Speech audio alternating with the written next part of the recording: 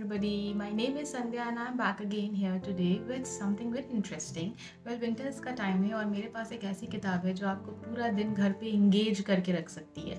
Yes, I am talking about once again my very new and attractive author for me. It's Anita Krishnan, and the book that I'm having here today with me is Tears of Jhelum. So let's go and check out what's the story inside and how this book is going to keep you engaged throughout the day. Yes, throughout the day. This was just a one day read for me. मैंने एक दिन में खत्म कर दिया इसको and this made my weekend awesome. It can make yours also.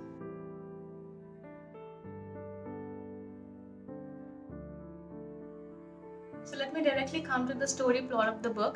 Well, this book is about the Kashmir Valley, जहाँ पर एक फैमिली होती है. उस फैमिली का जो लीडर होता है वाली, उनकी कहानी है. And he was staying a very happy life with his family. He was having a father, a mother, a beautiful wife and two beautiful children.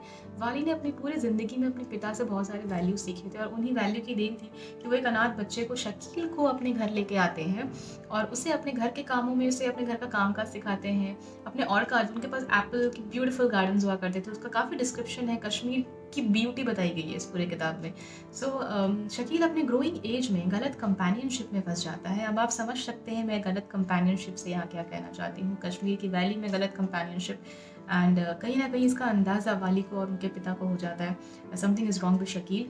And वैसा कुछ रियलिटी में होता भी है बिकॉज जब इस बुक में डिस्क्रिप्शन किया गया गोधरा कांड के बारे में, ट्विन टावर्स अटैक के बारे में, बाबरी मस्जिद कांड के बारे में एंड मल्टीपल अटैक्स जो हमारे देश में होते हैं जो कि टेररिज्म से कनेक्टेड होते हैं. So Shakil used to react in a very different way. So somewhere or the other, because he used to support them कि ये आतंक सही है और उसने अपनी खुद की डेफिनेशन बनाई हुई है हर चीज़ों की. उनके पेरेंट्स काफ़ी वरीसम हो जाते हैं that this can be very bad for their own children. But एक दिन शकील आता है और कहता है कि अब मुझे जाना है. And Shakeel leaves the house, जो कि उनके लिए काफ़ी रिलैक्सिंग भी था. पर शकील जाता नहीं है. शकील सालों बाद वापस आता है जब सारे बच्चे बड़े हो चुके होते हैं. उनकी बेटी डॉक्टर बन चुकी होती है, उनका बेटा दिल्ली में होता है, जॉब कर रहा होता है, सब अपनी लाइफ में आगे जा चुके होते हैं. Shakeel comes back with 3 of his friends in the night with AK-47 in his hand और वो उनके सामने एक डिज़ायर रखता है और वो एक ऐसा डिज़ायर है जो मुझे लगता है किसी भी पर्सन के लिए वो उससे बेटर लाइफ डेथ को एक्सेप्ट करना होगा. एंड आई थिंक वाली के पास कोई चॉइस होती भी नहीं है because they were all terrorist. They came with AK-47 so he has to abide with whatever they said. So now how is Wali gonna escape from it? Like will he surrender and what will be the consequences of the same?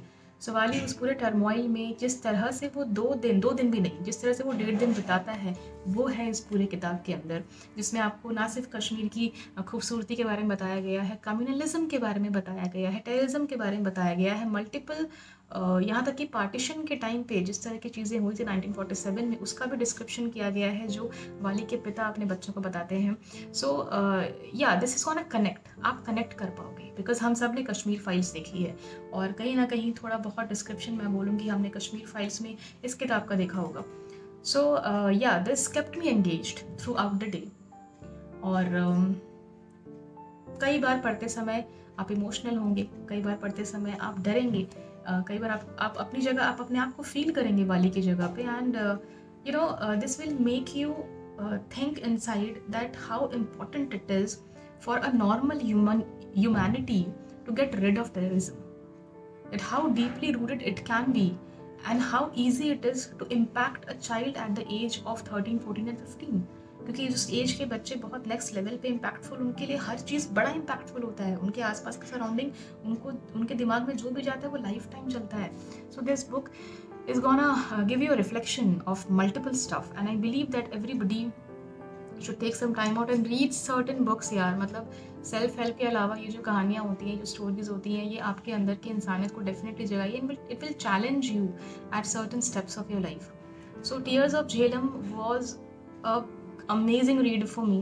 I couldn't leave the book for a second. मुझे I think I took 6 to 7 hours to finish this book and trust me guys, ये बहुत प्यारी सी book है. And इसके बाद ही I think Kashmir files भी release की गई.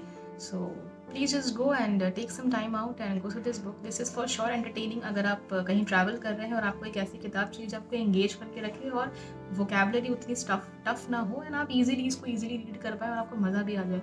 सो that is tears of Jhelum and I highly recommend this from my side. Bye bye.